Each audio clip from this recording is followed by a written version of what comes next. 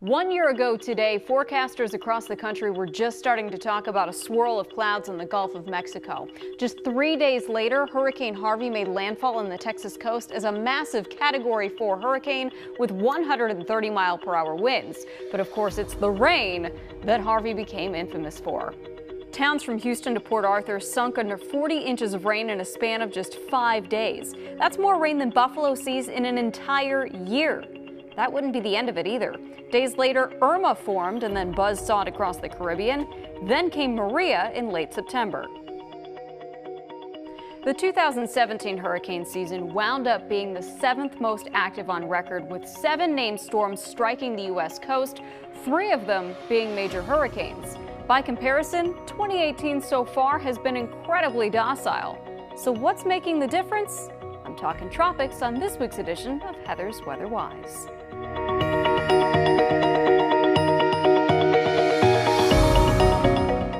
Hurricane season runs from the beginning of June all the way through the end of November, but it's not at all unusual for things to stay pretty quiet in any given season until about this time. And there's a couple reasons why. One of them has to do with temperature.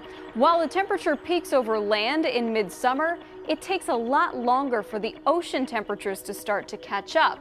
Around this time of the year, the Gulf Stream and the Atlantic currents reach a tepid 80 to even 90 degrees Fahrenheit, and that's prime fuel for hurricanes. The other factor is tropical winds, especially in the South Atlantic. We call them the trade winds. Usually until about this time of the year, this area of high pressure is just a little bit too strong, meaning these winds are pretty strong as well. But as we go through late summer into early fall, this high tends to weaken and the winds start to weaken as well. Now, once those winds get a little bit weaker, storms are able to form a whole lot easier. Those are at least the typical changes from early to late hurricane season. But last year was a complete 180, and the reason why may have actually been occurring on a global scale. We call it a La Nina. By definition, this means the water in the eastern Pacific Ocean is colder than normal, but that has downstream effects in the Atlantic Ocean.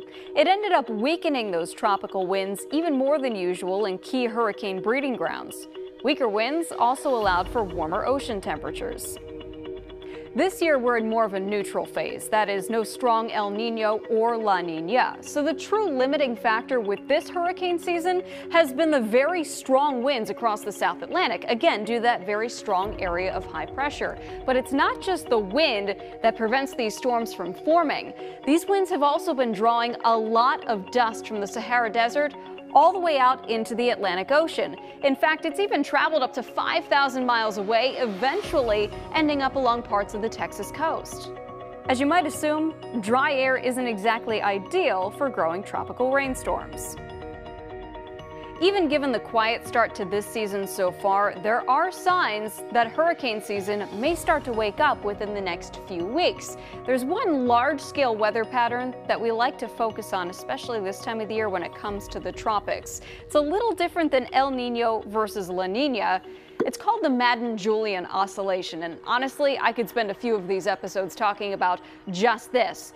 But it works in the same fashion as an El Nino or a La Nina. Instead of looking at ocean temperatures that are either cooler than normal or warmer than normal, it's instead looking for areas where there may be more rising air than normal or more sinking air than normal.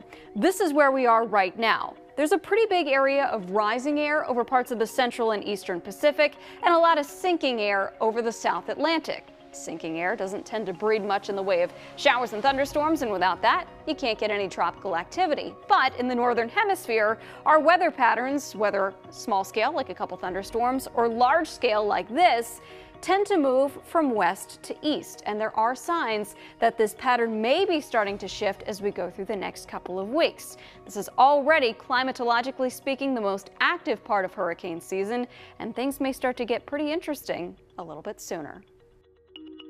According to the National Hurricane Center, this year we should be on target for what they call an average hurricane season. That would be about 12 storms. We've had 5 so far, and we've got 3.5 months to go.